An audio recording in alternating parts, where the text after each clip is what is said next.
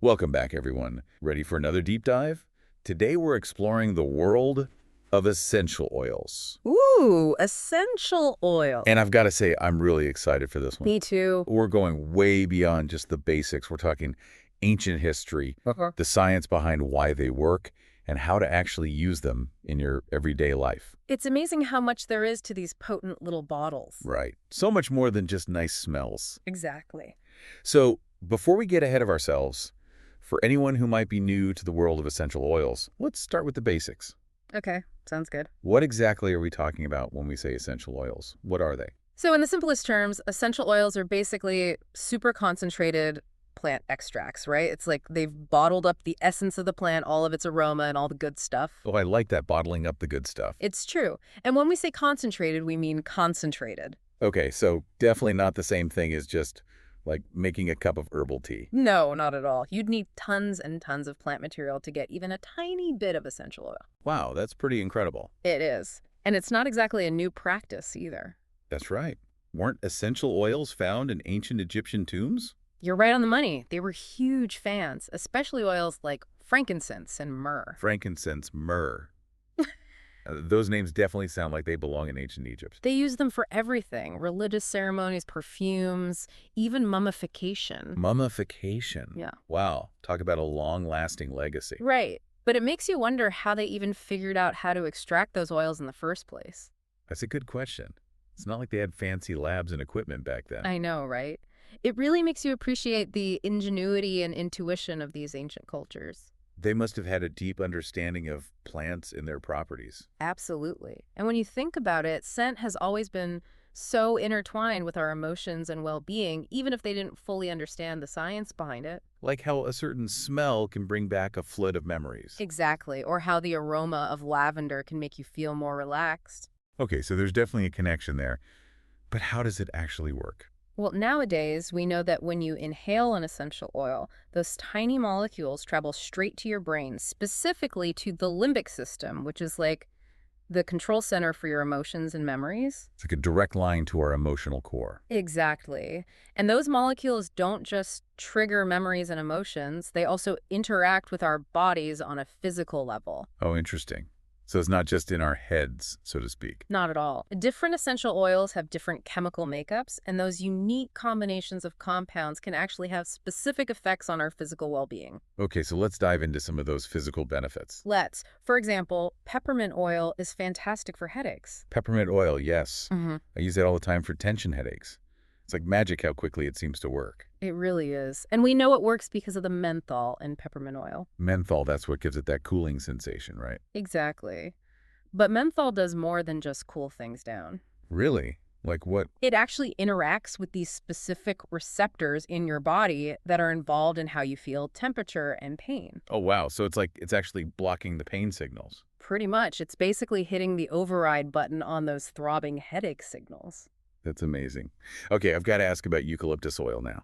Oh, good one. What about it? Well, I've always associated it with respiratory support, like when I'm feeling congested. Mm-hmm. Does it have those specific compounds too? It does. Eucalyptus oil has this compound called eucalyptol, and it's amazing for opening up your airways. Eucalyptol, got it. It's like it really helps to loosen up any mucus you might have. That makes sense. It's like nature's decongestant. Exactly. It's no wonder it's in so many chest rubs and things like that.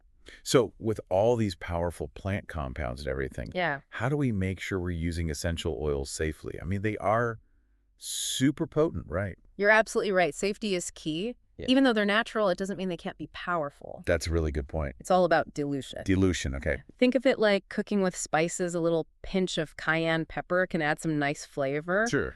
But if you dump in a whole tablespoon, Ooh, that's not going to be good. disaster. Exactly. Okay, so with essential oils, how do we make sure we're using the right amount? That's where carrier oils come in. Carrier oils, okay. They're like the essential oil's best friend. How so? Well, they help dilute the essential oil so it's safe for your skin. And some carrier oils even help your skin absorb the essential oil better. So it's like creating a custom blend depending on what you need. Exactly. And you have options when it comes to carrier oils. Oh, really? Like what? Well, for example, jojoba oil is great because it's very similar to your skin's natural oils. I've heard of that one. It's especially good for people with oilier skin because it won't clog your pores. Okay, that's good to know. What about for someone with sensitive skin, like me? For sensitive skin, sweet almond oil is a good choice. Sweet almond oil, has to try that one. It's very gentle and nourishing. And then there's coconut oil, which everyone loves. Oh yeah, coconut oil is great for everything. It's true. It's super versatile. Okay, so say I've got my essential oil, I've diluted it with my carrier oil of choice. What's next? Do I just put it on, like, lotion? Almost. But before you do that, it's super important to do a patch test, especially if you're trying a new essential oil. A patch test, that's always a good idea. Right. Just put a tiny bit on your wrist and wait a bit to make sure you don't have any kind of reactions. Safety first. Exactly. Once you're in the clear, you can put it on your skin, like if you have sore muscles or something like that. Makes sense. And a lot of people like to put essential oils on their pulse points, like your wrists or temples. Oh yeah, like perfume. Exactly. It's a great way to enjoy the aroma throughout the day. Speaking of aroma, what about diffusing essential oils? I've heard that can be really beneficial too. Oh, diffusing is fantastic. It's like creating your own personal aromatherapy spa right at home. I love that. Right.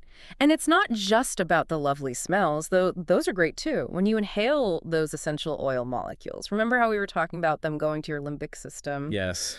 Well, that can have a big impact on your mood and emotions. It's like a reset button for your mind. Exactly. Now, there's one more way to use essential oils that I know people are curious about. What's that?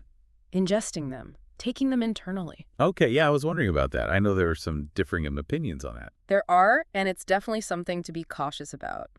Okay, so for people who might be considering using essential oils internally, what are the most important things to keep in mind? So, ingesting essential oils, is it safe? Is it effective? Help us navigate this potentially tricky territory.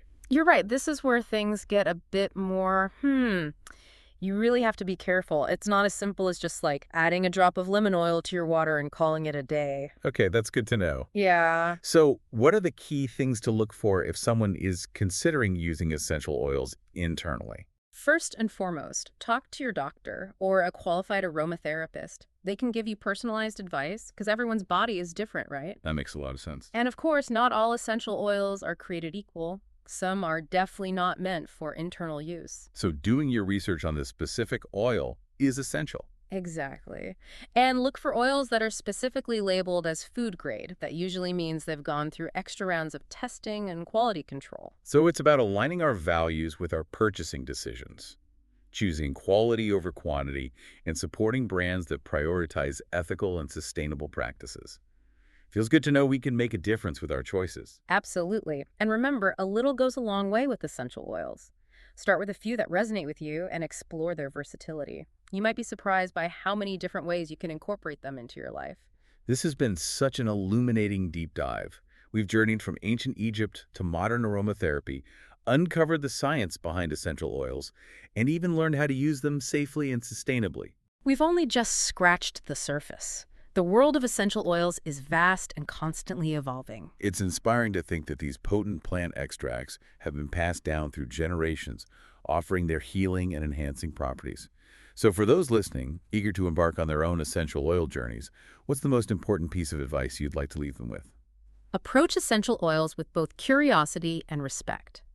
Embrace their power, but always prioritize safety and sustainability. And most importantly, enjoy the journey of discovering the incredible world of plant-based wellness. Beautifully said. Remember, knowledge is power, and now you have the knowledge to navigate the world of essential oils with confidence and care.